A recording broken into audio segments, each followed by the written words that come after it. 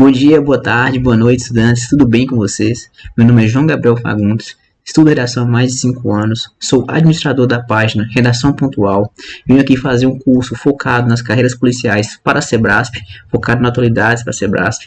Eu tenho um bom histórico no conteúdo na Sebrasp. Por exemplo, ano passado, na prova do Ministério Público do Ceará, eu obtive nota máxima na argumentação na prova discursiva. Então, eu sei bem o que a banca gosta, sei fazer apontamentos para você. Estou fazendo um curso bem focado, bem direcionado, um curso intensivo mesmo para quem tem menos tempo e precisa de uma maior qualidade das aulas. Então, esse curso é ideal para você. Tá? Então, continue aqui com a gente, preste atenção, caneta na mão, escreva tudo aqui que puder e bastante atenção, peço para vocês. Então, vamos lá.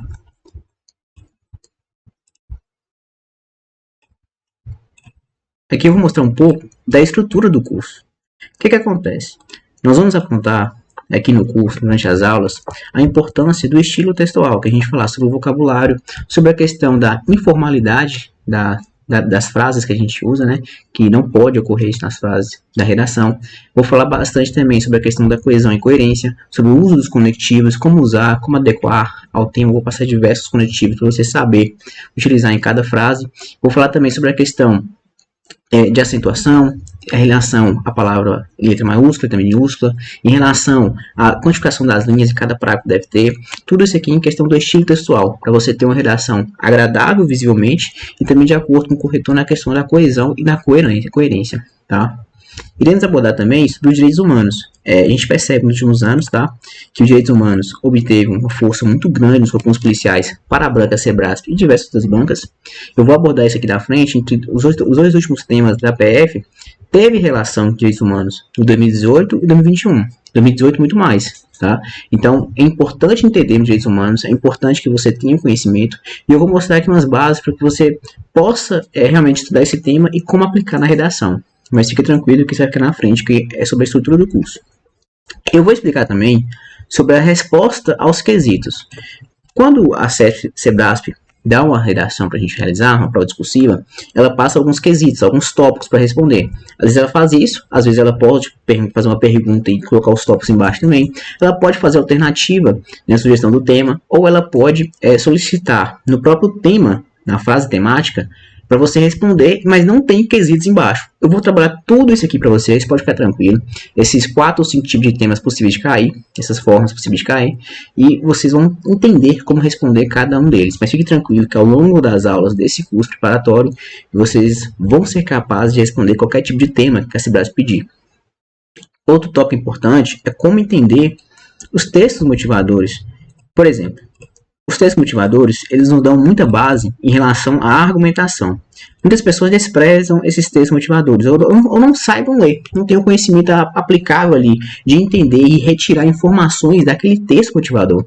Eu vou ensinar aqui, ao longo dos temas aplicados, a como retirar teses ali, como retirar argumentos, exemplos, consequências, tudo isso para fortalecer, para facilitar a sua escrita.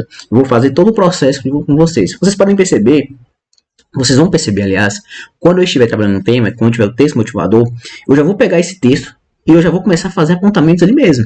Eu não releio o texto 2 vezes, a não ser que realmente eu quero pegar mais informações. Mas na primeira vez que eu já leio esse texto, eu já retiro o máximo de informações possíveis, porque o tempo é curto. A prova tem diversas matérias e redação não é a única. Então eu entendo que a gente deve ser bem rápido nisso, tem que realmente extrair o máximo de informações na primeira leitura mesmo. Tudo bem? Eu vou ensinar como fazer isso para vocês. No máximo 2 leituras basta, tá? Vamos trabalhar também a estrutura textual, né? Como fazer uma introdução, um desenvolvimento, uma conclusão. Aí o que acontece? Eu vou passar para vocês uma forma de resolver essa redação. Vou passar como se fosse um esqueleto mesmo. Esse esqueleto feito por mim. Só que esse esqueleto eu vou moldar com você, tá? A gente vai ter uma introdução padrão, mas que vai ser moldável a partir de determinado tema. O desenvolvimento, dependendo do que eles pedem nos tópicos 1, 2 e 3, eu vou mostrar para você como realizar a partir disso. Porque muitas vezes a gente tem ali o modelo do esqueleto, só que o tópico pede e você tem que mudar isso aí. Até porque, senão a redação seria muito engessada. Nós vamos mudar de acordo com o que a banca pede, tudo bem?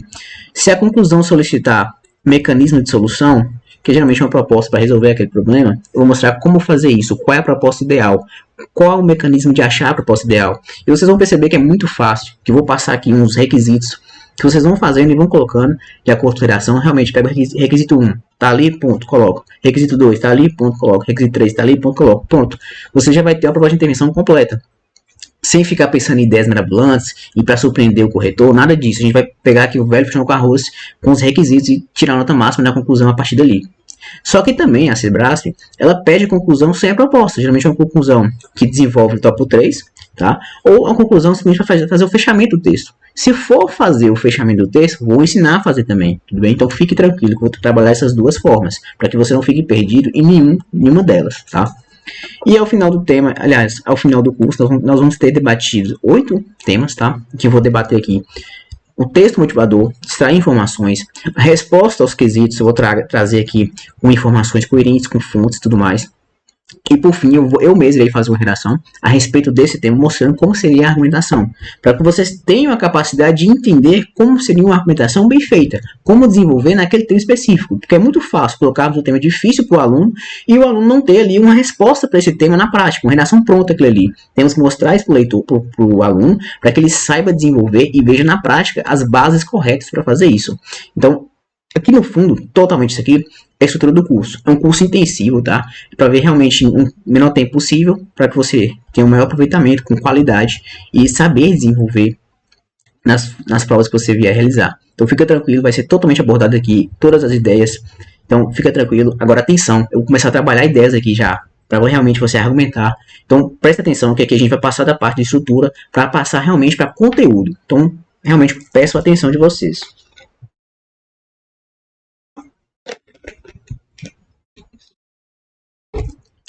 Vamos lá.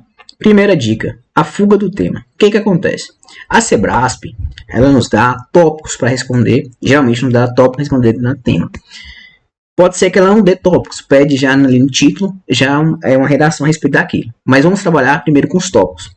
Se ela pedir a gente tópicos, a gente tem que responder os tópicos do que ele pede. Nada de mudar, nada de querer fazer um belo discurso, um discurso de livro, um discurso da ONU, nada disso. Aqui não importa se é bonito ou se não é. Aqui é responder o quesito. O quesito pediu, você vai obedecer.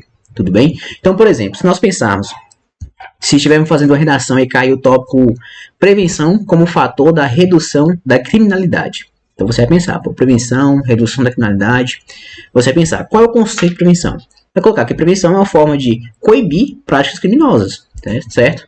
Se você pensar que existem formas de prevenção, você vai aplicar isso no seu texto.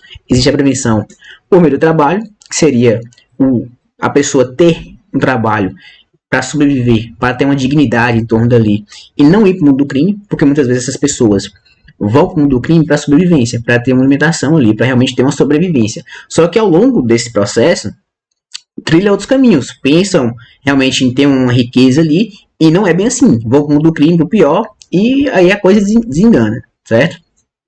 Só que isso é de acordo com a política da criminologia. A criminologia explica que muitas vezes o indivíduo vai para o mundo do crime porque é a única saída para sobreviver na sua vida. É a única saída para realmente ter ali uma vida em que ele possa ter o mínimo possível para sobreviver.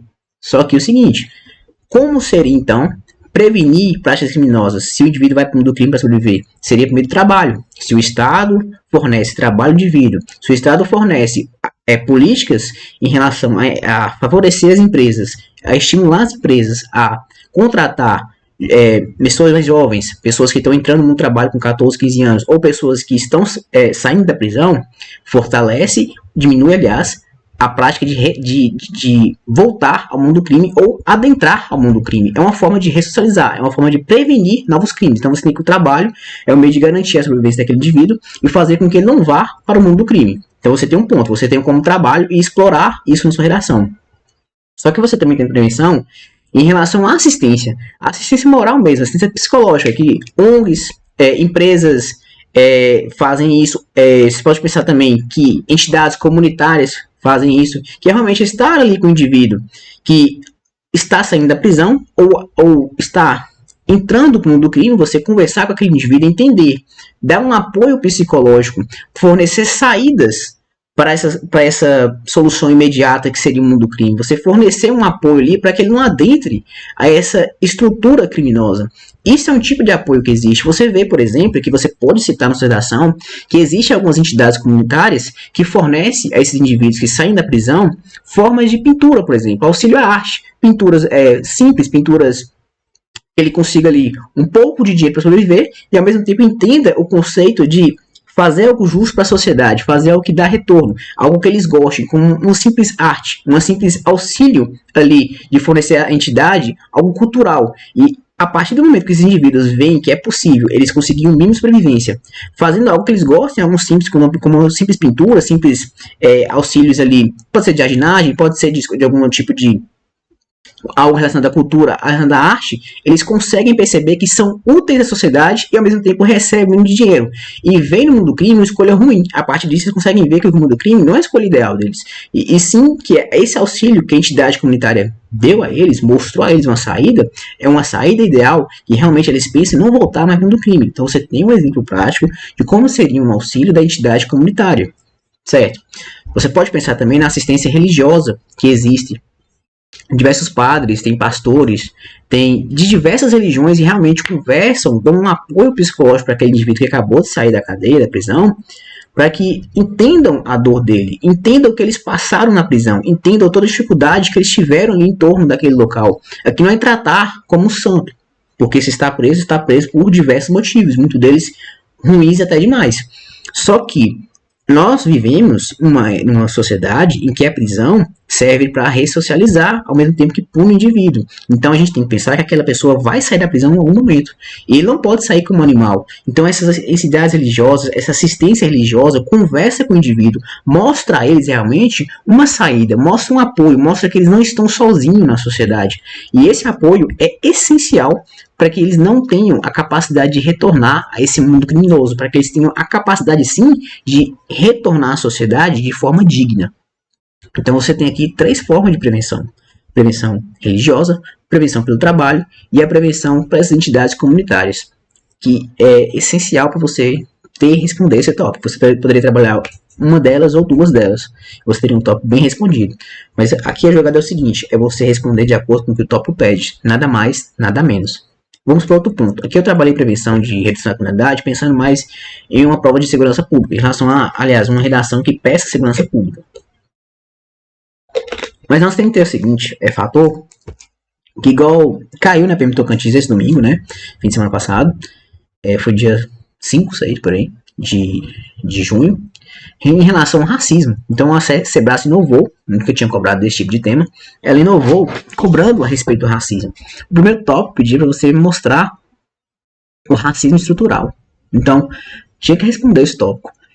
E o aluno que não tinha um conhecimento do que é o racismo estrutural, ou tinha um conhecimento que não existia o racismo, ele não respondia esse tópico, ele zerava esse tópico.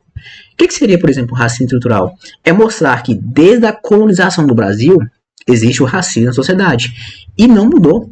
E você pode pensar que piorou.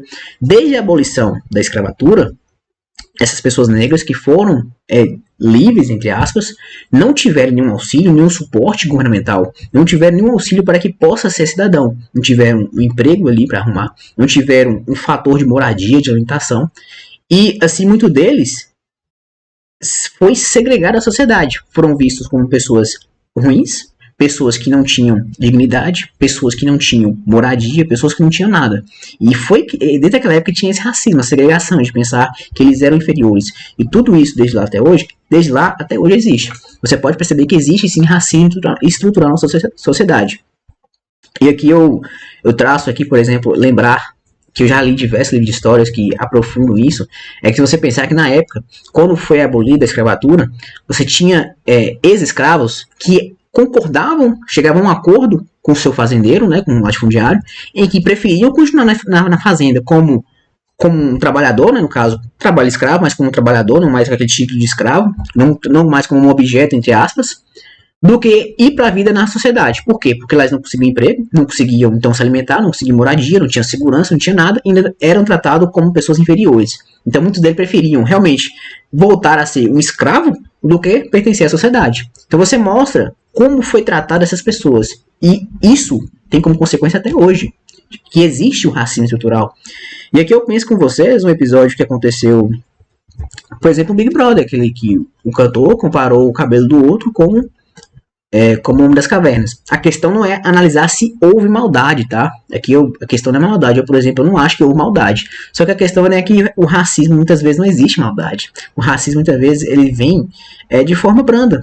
Só que essa prática ela tem consequências ruins na sociedade. Ela pode vir de uma fala neutra, mas que faz mal ao indivíduo e perpetua um pensamento de inferioridade sobre aquele indivíduo. Então tem que ter cuidado. E é por isso que existe esse racismo estrutural. E é isso que você trabalha no tópico 1. Tópico 1, tratar sobre esse racismo estrutural. O tópico 2, por exemplo, eles perguntavam sobre a criminalização do racismo. Como é que você ia responder isso? Você ia mostrar que existe essa criminalização pelo STF, que o racismo agora é crime imprescritível, certo? Que pode ser punido a qualquer momento, de tão grave que ele é, que ele também é inafiançável, que não permite o pagamento de fiança para ser solto. Você explicar esses momentos. Você poderia também falar sobre o STJ, né, Superior Tribunal de Justiça, em que mostrou que a injúria racial, que é uma prática de fato racista, mas individual, seria, analogamente, né, de forma parecida, similar, tratada como racismo, sim, ou seja, poderia ser imprescritível, poderia ser inafiançável, por si só não era, mas o STJ teve essa interpretação. É uma forma que a sociedade ou que a justiça vem para tentar punir essas práticas, para tentar realmente inutilizar esses pensamentos injustos, discriminatórios, e você teria todos esses pontos para abordar, para fazer uma boa argumentação. Então, o que eu quero dizer aqui, afinal, de todos esses tópicos que eu falei? Que você não pode fugir do tópico. Você tem que responder o tópico. O tópico te manda e você obedece. É aquele negócio, né? Manda quem pode, obedece quem tem juízo. Então, o tópico pediu, o tópico mandou, obedeça, certo? Aqui é um breve resumo do que eu falo sobre a fuga do tema. Direitos humanos. Aqui, os direitos humanos, eu quero falar o seguinte. Se nós pensarmos os direitos humanos na atualidade, ele é essencial para o indivíduo entender seu valor, para o indivíduo entender que ele tem direitos ali inerentes à sua capacidade, certo? E se você pensar que você pode usar a Declaração Universal de Direitos Humanos para argumentar melhor na sua redação, eu peço, por favor, leiam a Declaração Universal de Direitos Humanos. Pode não ser que não tenha no seu edital para estudar, mas leiam para argumentar em cima daquilo, para vocês terem um repertório jurídico em cima daquilo. A Declaração Universal de Direitos Humanos trata de diversos temas, são temas demais, então é importante que vocês tenham conhecimento para aplicar esse tema. E não é só eu que estou dizendo isso. Se você pegar a prova de 2018 e 2021 da Polícia Federal, eles tratavam de direitos humanos, eles pediam você relacionar com direitos humanos. Então, eu vou mostrar aqui agora, por exemplo, aqui, ó, o papel da Polícia Federal no aprimoramento da democracia brasileira, certo? Aqui a democracia você vai ligar claramente com direitos humanos, tá? Mas vai ter mais explícito ainda, quer ver? Aqui, ó. Discorra sobre o papel constitucional e social da Polícia Federal e sua relação com os direitos humanos. Tá vendo? Se o aluno não tem conhecimento de direitos humanos, não leu a Declaração Universal de Direitos Humanos, não tem esse conhecimento aprofundado em relação a isso, o aluno não consegue responder bem esse tópico, certo? O aluno tem que mostrar na sua argumentação da função do papel constitucional da Polícia Federal, que é uma Polícia Federal para a ordem pública, a ordem política e social, para investigar delitos contra bens da União e etc. Para mostrar que toda essa relação investigatória, relação punitiva, tem como contribuição essencial o aprimoramento da democracia em relação a preservar os direitos humanos, preservar o direito à vida, o direito à saúde, à educação, o direito à proteção estatal. Então, tudo isso aqui você relacionar com os direitos humanos. É importante que você realmente tenha essa argumentação na ponta da língua. Olha o tópico 2, gente. Cite contribuições da Polícia Federal relevantes para a manutenção do Estado Democrático de Direito, especialmente relacionadas a direitos humanos. Então, assim, não tem como você fugir. Ah, professor, eu acho que bandido bom é bandido morto, eu acho que realmente tem que torturar, eu acho que deve estar morto. Então, o que acontece? Primeiro que todas essas frases, elas, por mais que você tenha esse anseio que essas pessoas devem ser punidas da pior forma possível, porque cometeram crimes bárbaros, elas não estão em acordo com a ordem democrática que vivemos. Então, você tem que eliminar, você tem que, de forma, estudar melhor, para você entender que não é a forma correta de termos esse pensamento hoje em dia, tá? O Estado Democrático de Direito não aceita mais esse pensamento, tudo bem? E se você coloca na redação, você ainda zera a redação. Então, vamos fugir para esse tópico. E outro ponto, eu quero aqui reflexão suas mesmo. Nós estudamos, quando você estuda Idade Média, toda essa questão da prisão, você remete à Idade Média. A Idade Média, a prisão realmente é tortura, a prisão realmente era para matar o indivíduo, violentar, para fazer ele sofrer da pior maneira possível. Não era para ressocializar aquele indivíduo. Só que a gente tem que ter noção do seguinte: Michel Foucault, o idealizador das prisões, o idealizador desse sistema carcerário, que realmente ele mostrou um sistema carcerário ideal, ele trabalhou, ele viveu sua vida trabalhando sobre a segurança pública, sobre a vigilância em torno do indivíduo, sobre o controle social. Ele mostra o seguinte: a sociedade tem um sistema carcerário e esse sistema carcerário reflete os indivíduos da sociedade. Então, se a gente tem uma sociedade, aliás, um sistema carcerário torturador, que mata, que agride, que não é para ressocializar, quando essas pessoas saírem da prisão, eles vão mostrar os valores que eles obteram da prisão na sociedade em si. Então a sociedade vai estar impregnada com esses valores de tortura, valores de violência, valores que não são valores morais, não são valores dignos para a sociedade, não são valores éticos. E isso tudo prejudica essa forma que vivemos. E isso é o motivo porque vivemos hoje esse autoritarismo, esses discursos autoritários que ganham força na ordem vigente. Não é por acaso, tá? Tudo isso tem correlação. Então, quem realmente pensa dessa maneira, eu peço que leia um pouco sobre Michel Foucault, leia um pouco sobre a prisão, sobre o sistema carcerário. Eu sei que existem crimes bárbaros, crimes hediondos, crimes horrendos, que necessitam uma punição, e é difícil a gente ver um papel ressocializador nesses casos. Eu compreendo, eu realmente entendo quando as pessoas pensam assim. Só que, fugindo um pouco desses crimes mais bárbaros, pensando na maior parte dos crimes brasileiros, como crimes contra o patrimônio, os crimes que realmente não existe tanta vingança ali, tanta aquela angústia, nós temos que entender que essas pessoas vão voltar para a sociedade e devem ser ressocializadas. Então é importante que você tenha esse conhecimento de direitos humanos, tá? Aqui, ó, a prova, aliás, aqui não tem, né? Aqui tem, ó.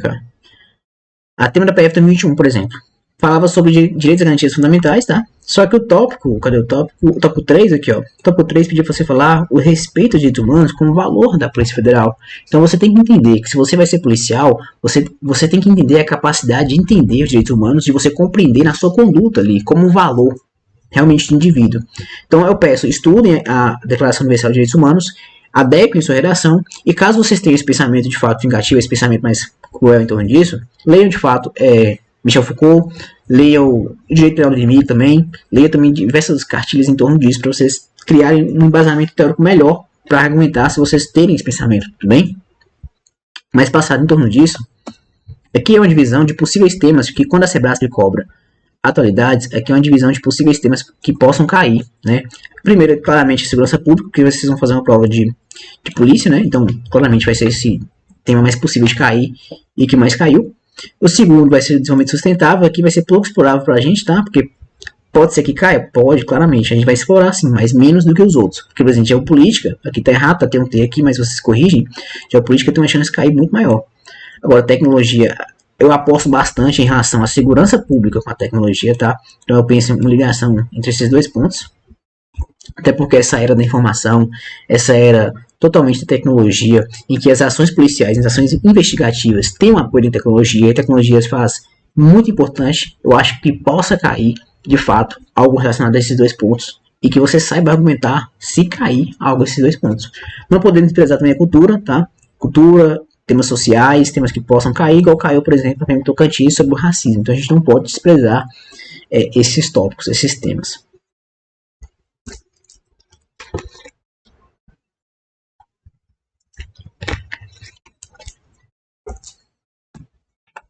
Eu trouxe um esqueleto aqui, eu te falei que eu trouxe um esqueleto, foi criado por mim, para vocês argumentarem em torno de diversos temas possíveis.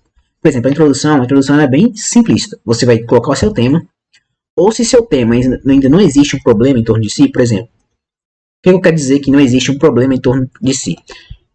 Se seu tema for esse aqui, por exemplo, o papel da Polícia Federal no aprimoramento da democracia brasileira. Esse tema você não tem um problema nele mesmo. Então, se você colocar a Polícia Federal em torno da democracia, não sei o que, brasileira, é um problema que atinge, não vai dar certo. Você tem que achar o problema em torno disso. Você pode falar que a falta, a importância da Polícia Federal para resolver problemas em torno da democracia, que atinge a democracia brasileira, aí fica beleza. Você pode pensar nisso, você pode criar um problema em torno desse tema. Então você coloca a Polícia Federal, a importância da Polícia Federal em torno de resolver problemas ligados ao regime democrático, a questões democráticas, né? E relacionar isso, de que mostrar que é imprescindível você destacar alguns pontos. Então, se seu tema não tem um problema em torno dele na introdução, você cria um problema. Se a Polícia Federal tem aprimoramento da democracia, então coloca a Polícia Federal tem importância em resolver problemas que atingem a democracia, certo? Seu tema nunca é positivo. Se você pensar que a Polícia Federal, pode ter certeza que existem ali que você vai relacionar na sua argumentação, por exemplo, o tópico 1, discorra o papel social, aliás, o tópico 2, cite contribuições da Polícia Federal para a manutenção do Estado Democrático de Direito. Você pode pensar, a Lava Jato, quando a Polícia Federal fez isso para retornar esse valor à sociedade, esses valores para ir em direção a investimentos estatais de direitos e garantias fundamentais, direito à saúde, também é um bem sustentável, direito a uma educação. Então a Polícia Federal fez essa operação para ter investimento nessas áreas. Então, tudo aqui, existe um problema em torno disso, tá? Porque se a Polícia Federal é importante em algo, é porque ela resolve problemas em torno disso aí. Aqui é só um exemplo que eu estou te dando. Se você pegar outro tema, por exemplo, que esteja ligado a algo positivo em torno do tema, você pode ter certeza que essa polícia resolve problemas em torno disso aí. Então você só vai adequar ao seu tema. Se seu tema já é negativo, se existe um problema em torno daquilo ali, você coloca ele aqui, olha. E, por exemplo, o próximo tema que a gente vai debater aqui na aula é a corrupção como cultura brasileira. A gente pode colocar, olha, a corrupção como cultura brasileira é um problema que atinge níveis sociais. Dessa forma, é indispensável destacar alguns aspectos acerca dessa temática. Se o tema em si já traz um problema, você vai colocar ele diretamente aqui. Mas se o tema em si não traz um problema, você vai achar esse problema. E é muito fácil, porque se o papel da polícia em torno de algo, pode ter certeza que esse algo tem problemas que a polícia resolve. É só fazer esse raciocínio, é bem simples. Mas aqui a gente vai ter a continuação. Olha, nesse contexto, é indispensável externalizar sobre o tópico 1. Você coloca o tópico 1 e o tópico 2 e depois continua o tópico 3. Aqui é o seguinte, a gente vai retomar o tópico 1, tá? Aí depois a gente responde ele, tá? A gente vai responder o que ele pedir com a causa, ou então só com a explicação, se ele não pedir uma causa, e depois colocar com consequência e depois um exemplo. É sempre importante, aqui é o mais importante que eu falo com vocês. Olha pra mim. É muito importante que ao responder um tópico você tenha exemplos práticos em relação àquilo ali. A CESP gosta bastante quando o aluno tenha conhecimento de atualidades, que ele saiba ali algo que ele já viveu ou algo que ele leu em algum lugar em relação a atualidades, em relação àquele tópico. Então é muito importante que você coloque um exemplo prático em todos os tópicos possíveis, tá? Muito importante que você use desse argumento, use dessa forma argumentativa. Mas mais importante ainda é você colocar um exemplo e argumentar em cima desse exemplo, tá? Eu vou mostrar como faz isso, mas fica tranquilo, é só um exemplo, é só uma contextualização que eu te dou. Aí o tópico 2 no mesmo sentido, tá? E o tópico 3 a gente vai retomá-lo e depois responder e explicar. E por fim tem aquela frase de efeito, né, que é a problemática em torno do tema, será minimizada e assim a sociedade se tornar mais justa, exercendo a função que o Estado Democrático de Direito afirma de acordo com o respeito da dignidade da pessoa humana. É só realmente retomar o texto, fazer aquele fechamento, tornar o texto cíclico, para que para o corretor entender que você entendeu completamente, cumpriu completamente o que ele pediu. Tudo bem? Aqui vocês têm meu contato, tá? Qualquer dúvida, qualquer sugestão, tá? Esse curso tá muito bacana, se vocês quiserem, tem um preço promocional em torno dele. Então fica aí de contato, podem me chamar. Eu respondo a qualquer momento, eu tiro dúvidas a qualquer momento, pode me chamar, tudo bem? E já vamos trabalhar o tema 1, tá?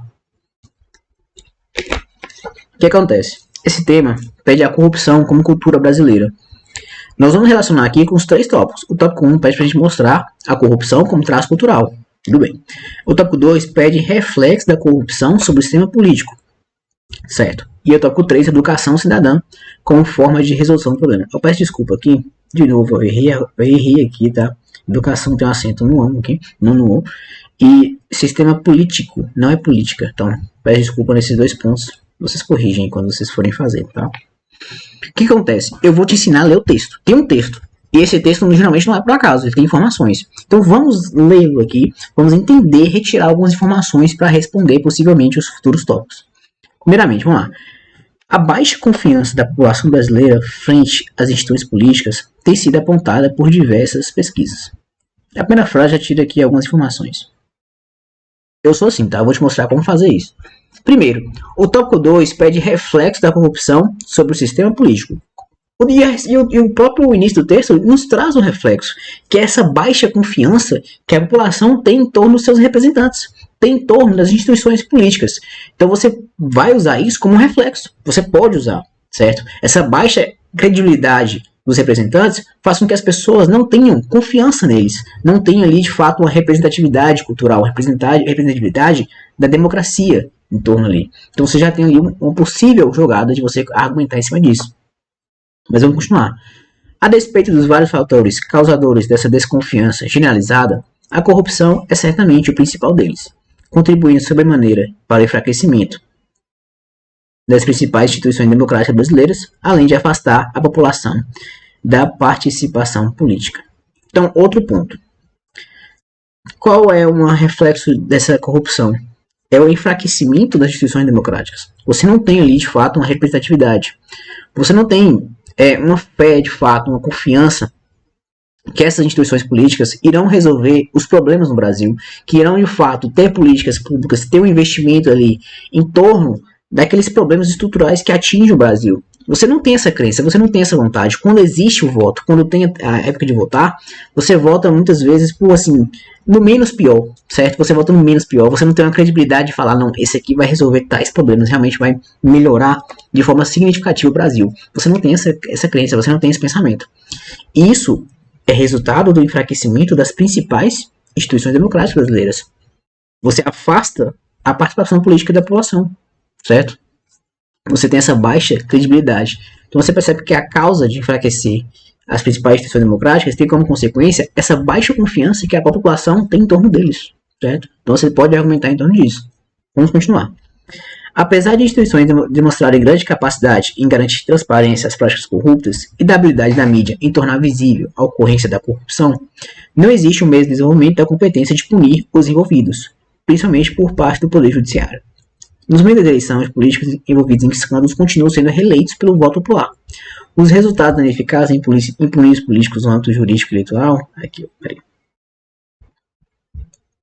tem suscitado a sensação de que o problema da corrupção é recorrente e que os cidadãos são de forma tolerante a elas. Eu tenho 2 pontos aqui. Primeiro, pelas instituições terem sido enfraquecidas e os cidadãos e afastarem a população dessa participação política, faz com que os cidadãos se tornem tolerantes a ela. Né? Os cidadãos eles se tornam tolerantes a essas formas de corrupção. Porque hoje a gente tem um pensamento que quase todo político é corrupto. Claramente, algumas pessoas têm esse pensamento. E é um pensamento que deveria ser, assim, notado com um teor negativo. A gente não deveria ter esse pensamento. Temos representantes ali, aliás, representantes às avessas, recebem alto valor mensal para ficar ali cuidando dos interesses da população. Mas que não fazem isso e a gente tolera, a gente aceita, tem como uma passividade social em aceitar que de fato ali tem muitos corruptos e que não deveria ter. Corruptos têm que estar na cadeia, entendeu? Eles têm que sair do meio político. Então tem essa tolerância. Cria essa tolerância a partir do momento que a gente tem uma baixa confiança da população em torno dessas instituições políticas. Então você percebe a gravidade que houve uma banalização da própria corrupção. Essa passividade social é uma banalização da própria corrupção. Tá? Existem diversos autores que tratam disso. Essa banalização de não achar tão grave, de tolerar isso. E a gente tem como também um fruto disso é a própria ineficácia de punir esses indivíduos. Do judiciário, do eleitoral, em punir esses indivíduos. Porque a gente tem um judiciário que existe essa morosidade, essa lentidão. Muitas vezes as penas não compensam, né? Realmente não existe uma punição em torno disso. Algumas vezes são punidos e continuam no meio político, né? E você tem também que a legislação é eles que fazem, então eles podem mudar de acordo com os seus interesses. Então você tem diversas práticas ali que perpetuam esse problema em torno da cultura, que é uma prática realmente abusiva, que fornece diversos problemas para a população. Tá? Mas vamos continuar. O cenário pode concorrer para o julgamento de que os órgãos governamentais são relativamente apáticos, o que sugere desconfiança quanto à atuação destes. A população brasileira reconhece que a corrupção no país é endêmica e perniciosa para a construção de uma agenda sólida de desenvolvimento socioeconômico. O que acontece? Você pode usar isso aqui como reflexo. De fato, essa baixa credibilidade, essa apatia da corrupção faz com que inexista uma agenda sólida de desenvolvimento socioeconômico. E aqui a gente vai pegar como reflexo. Se inexiste esse desenvolvimento socioeconômico, a gente tem como consequência a falta de direitos fundamentais. A população sofre com essa falta. Sofre com fome, sofre com a falta de moradia, sofre com a falta de saúde, com a falta de educação. Então, são diversas consequências, reflexos dessa corrupção sobre o sistema, sobre a estrutura da sociedade, que de fato traz assim, diversas consequências drásticas. E a gente pode explorar isso, deve explorar isso nos nossos tópicos. E eu vou mostrar como fazer isso. Primeiro, vou responder agora o tópico 1, depois o tópico 2, tópico 3, e depois trazer uma redação sobre isso.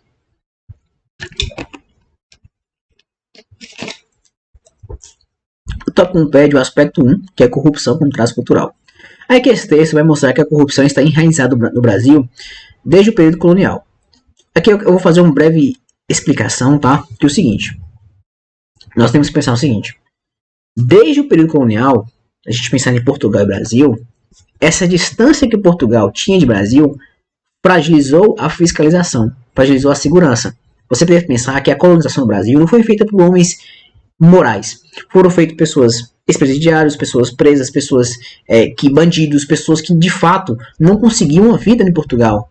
Não conseguiam uma vida na metrópole. Então tinha que vir, né, colonizar. São pessoas que trouxeram para cá traços corruptivos, trouxeram traços ruins para a sociedade.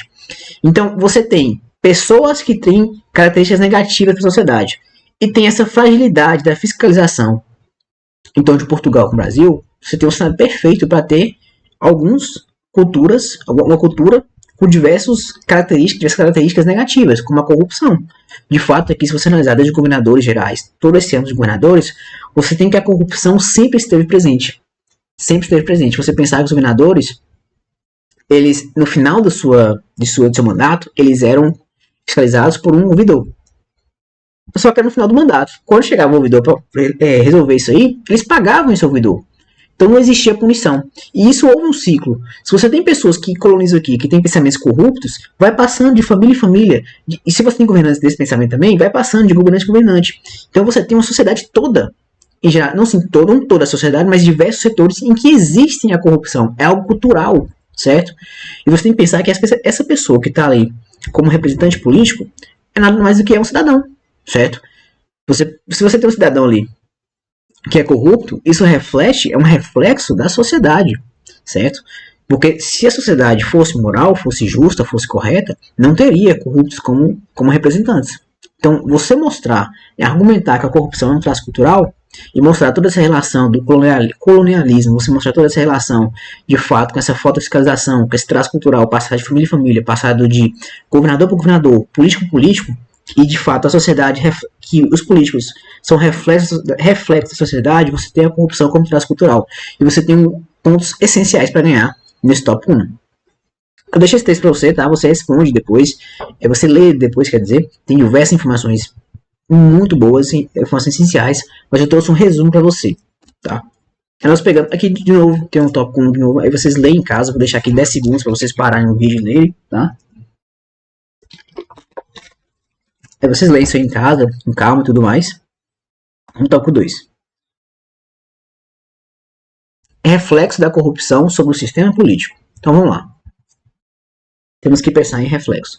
Eu tratei no texto, aliás, o texto tratou, e eu retirei essas informações, dessa desmoralização das instituições, dessa descredibilidade, essa falta de confiança que a população tem como consequência da desmoralização das instituições. Então você pode traçar isso, você pode traçar de como reflete a corrupção, essa falta de credibilidade, essa falta de confiança que a população tem em torno do sistema político. E tudo mais, isso é apenas um reflexo da própria sociedade, aliás, do sistema político na sociedade. E como eu tracei para vocês, que é o seguinte, aqui a gente tem uma coisa muito importante que eu vou falar com vocês, nessa resposta do tópico, é o seguinte.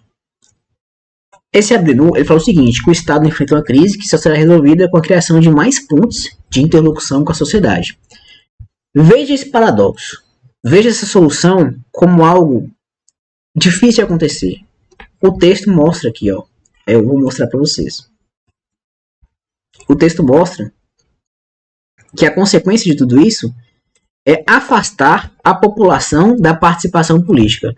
Então, como que se as pessoas estão sendo afastadas da participação política e a solução é a criação de pontos de interlocução com a sociedade, a gente tem uma solução cada vez mais distante, uma solução cada vez menos fácil, como se diz, menos fácil mesmo de ser resolvida, menos possível de ser resolvida, uma solução que está distante da gente, porque nós estamos cada vez mais longe dessa participação política. E a solução é estar mais perto, criar uma ponte de interlocução com a sociedade, com seus representantes. Só que isso está cada vez mais distante. Se isso está cada vez mais distante, então a solução de resolver a corrupção ou de minimizar a corrupção está cada vez mais longe da nossa sociedade. Entende isso? E eu estava pesquisando esse tópico, esse tema, né, corrupção, Aí eu pesquisei diversos países, como Dinamarca, etc., esses países mais desenvolvidos, e de fato existe corrupção nesses países. E diversos historiadores escreveram a respeito de teses, a respeito disso, mostrando que a corrupção é um traço que vai sempre existir na sociedade. É difícil a gente pensar na sociedade sem corrupção. Só que deve existir meios de coibir isso aí, meios de minimizar, que a corrupção tem que ser mesmo a exceção da exceção. Ela não pode estar presente de forma enraizada como existe aqui no Brasil. Então a Dinamarca existe pessoas corruptas? Existe, mas é o mínimo possível. E é o que deveria ser no Brasil. E a solução é criar essa ponte de interlocução com a sociedade. Só que cada vez mais a sociedade está mais distante dos seus representantes políticos. Então a gente tem um dilema muito sério aqui. E nós vamos pensar aqui agora o seguinte. Como eu disse para você, se a gente tem mais corrupção, a gente tem cada vez mais cada vez menos um desenvolvimento socioeconômico. E se a gente tem cada vez menos um desenvolvimento socioeconômico, a gente tem cada vez mais população necessitada de saúde, de saneamento básico, de segurança. Por quê? Porque os governantes, os valores que poderiam ser investidos nesses direitos que a população tem, não são investidos, são mudados para outras áreas de interesse pessoais. E essa mudança faz com que falte em áreas essenciais como a saúde, como a educação, como a alimentação. Eu vou tratar aqui na redação que eu fiz, eu mesmo coloquei o problema da fome. Que no Brasil hoje, durante a pandemia, você pode perceber que mais de 110 milhões de pessoas têm esse problema da fome, passam necessidade mesmo em questão de alimentação. Se você tem que a população do Brasil é 230, 220 milhões de habitantes, você tem que quase a metade da população passa fome. É um problema tão sério e realmente não há esforço efetivo do governo em resolver isso. Não há tanto esforço de pensamento mesmo de resolver isso, quanto o esforço de ter os valores ali para investir. Por quê? Porque existe a corrupção, que é um problema que está intrínseco ligado e que afeta diversas áreas. Então eu vou traçar isso para vocês na redação. Vamos para o tópico 3. O tópico 3 vai ensinar um pouco sobre a educação cidadã como forma de resolução do problema. Então vamos lá. Claramente, quando fala de educação cidadã, a gente tem que pensar em Paulo Freire, tá? Paulo Freire vai mostrar essa educação crítica, essa educação para criar um senso crítico em torno daquilo. Não é educação mecanizada, não é educação técnica de questão de, eu vou aprender aqui na escola para passar no vestibular. Não é essa educação que Paulo Freire idealizou. Ele idealizou uma educação que as pessoas soubessem os valores da sociedade, que as pessoas soubessem seus direitos, como cobrar, como fiscalizar, como ter uma sociedade mais harmoniosa. Então, Paulo Freire pede um ensino crítico, não um ensino técnico, que fornece apenas base para o vestibular. E ele vai tratar isso, por exemplo, nessa frase dele, que a educação ela não vai transformar o mundo, que a educação vai mudar essas pessoas, e claramente as pessoas irão mudar o mundo. No meio da educação a gente tem pessoas críticas, pessoas que possam cobrar dos governantes, que possam cobrar para mudar esse cenário, e possam mudar, sim, a sociedade em geral. Então, a gente pensar que a corrupção é um apodrecimento do sistema político, e a educação cidadã é uma forma de resolver esse problema, tudo bem? E ele vai falando o seguinte, olha, precisamos exterminar a cultura da corrupção, fazendo que a mesma deixe secundária comum. Transformar as próprias gerações, a educação cidadã é a única forma de obter esse resultado. Esta formará uma geração com mais conhecimento de forma de funcionamento do Estado, uma forma de geração de indivíduos que sabem sua importância no país, que tem ciência do dever de cobrar de seus representantes o que eles foram escolhidos para fazer, uma geração que pensará mais no público do que no privado. Qual que é o ponto aqui da educação cidadã?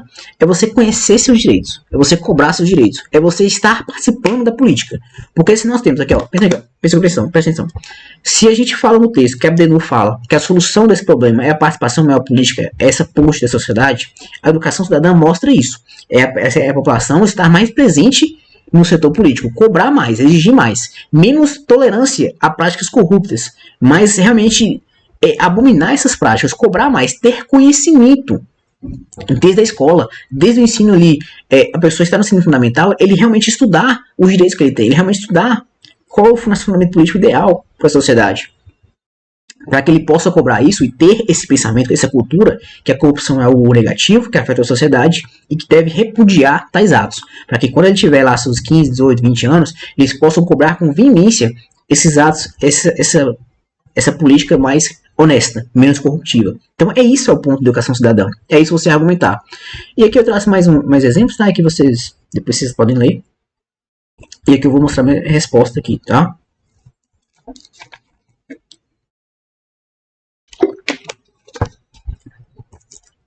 Primeiro, eu começo mostrando como um esqueleto, né? Que é a corrupção no Brasil, é um problema que atinge níveis culturais. Peraí, deixa eu mudar isso aqui. Dessa forma, é imprescindível destacar alguns aspectos acerca dessa temática. Aí eu coloco os tópicos, sendo assim é importante discorrer sobre a corrupção, como traço da cultura brasileira, além de comentar a respeito dos reflexos sobre o sistema político. Ademais, também é indispensável explanar sobre a educação cidadã como forma de resolução do problema. Então, eu simplesmente coloco os tópicos ali.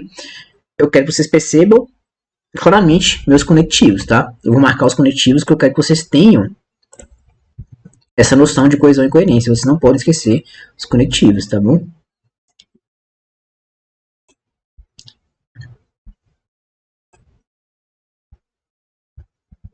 Então, vocês têm essa noção de ter conectivos. Aqui, ó, por exemplo, aqui eu começo um conectivo.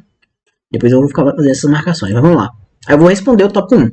Olha, eu devo mencionar que a corrupção como possível traço da cultura nacional. Então, vou mencionar sobre isso.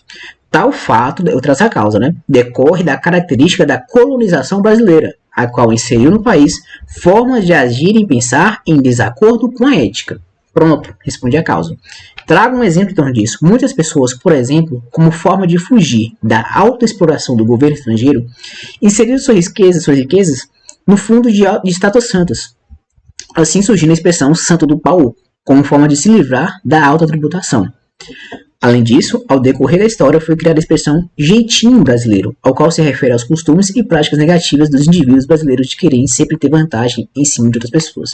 Então você percebe, como eu argumentei aqui, eu trago a causa do problema, eu trago realmente que existe essa prática cultural que veio de muito, muito antes mesmo, desde a colonização. Eu trago exemplos práticos disso. E eu mostro a corrupção, praticamente eu mostro aqui qual seria a definição de corrupção, é agir em desacordo com a ética. Eu trago uma definição bem simples. Depois eu trago exemplos disso. Eu mostro, de fato, que a corrupção, ela veio ali desde São Paulo, desde esse jeitinho brasileiro que as pessoas têm. O jeitinho brasileiro de ser mais esperto que o outro. E esse jeitinho, claramente, a gente tem aqui que é uma prática corruptiva, é uma prática de ser mais esperto com o outro, é uma prática que a gente distancia de uma ética, de uma moralidade. Então, tem que mudar isso, entendeu? E eu mostro na prática exemplos disso, e a CESP gosta disso. Então, tenha certeza de ter exemplos práticos para argumentar. Então, aqui eu acho que eu marquei a maioria, depois vocês pegam mais, tá? Aí eu vou fazer o segundo parágrafo. Na segunda análise, é indispensável traçar sobre os traços reflexos culturais da corrupção para o sistema político. Nesse sentido, essa ação errônea, eu estou mostrando a corrupção, né, enfraquece a democracia, ocasionando um colapso social.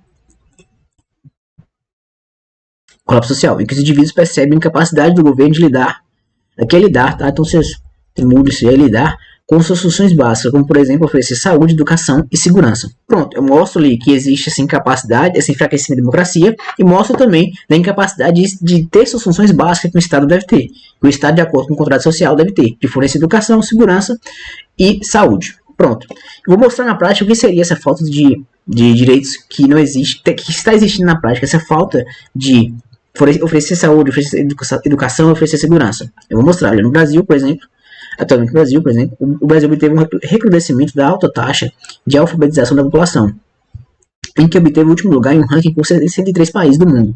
Outro sim, a corrupção debilita os projetos comunitários contra a fome, uma vez que os recursos essenciais são realocados para interesses pessoais. Nesse viés, na pandemia, houve um aumento do número de indivíduos sem alimentação para sobrevivência, chegando a uma taxa de 110 milhões de pessoas, o que denota os resultados drásticos que a corrupção oferece. Então eu trago aqui dois exemplos, eu trabalho em torno deles. Foi a educação que eu citei anteriormente, foi, de fato, ali, ligada à saúde, à alimentação, que eu falei anteriormente, são direitos das pessoas e dever do Estado. E eu mostro a falta disso. Primeiro eu mostro a causa. A causa é o enfraquecimento da democracia. E esse enfraquecimento da democracia ocasiona a incapacidade do governante de lidar com suas funções básicas. E eu trago exemplo de quais funções seriam essas. Então vocês têm que ter esse pensamento. Eu trago aqui coletivo, tá? Vou só marcar aqui. Maneira rápida. Vocês têm que ter essa coisa de coerência, tá bom? Aí eu vou concluir. Aliás, eu vou responder o tópico e depois concluir. Torna-se evidente, portanto, que a educação cidadã é uma das formas de redução do problema da corrupção. Que tal fato decorre, pois permite que os jovens conheçam seus direitos e deveres no mundo atual, sendo assim irão compreender os objetivos da República, como, por exemplo, construir uma sociedade livre, justa e solidária. Esse propósito é importante, pois aumenta a coesão social, a entender a situação do próximo e como só indivíduo pode contribuir de tantas formas. Além disso, o Instituto de Gestão das Pessoas, disciplina que estuda como a administração pode contribuir para os cidadãos, mostra que ao inserir uma nova forma de pensar em uma organização, minimiza os problemas internos como a corrupção.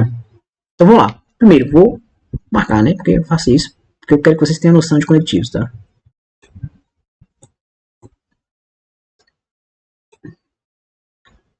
E-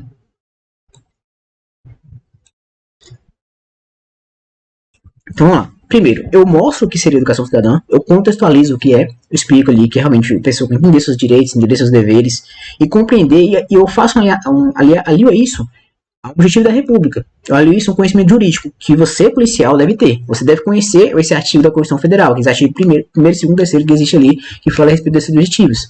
Eu alio isso realmente a uma sociedade livre, uma sociedade justa, em que a corrupção não exista mais ali. Uma sociedade justa, honesta e solidária.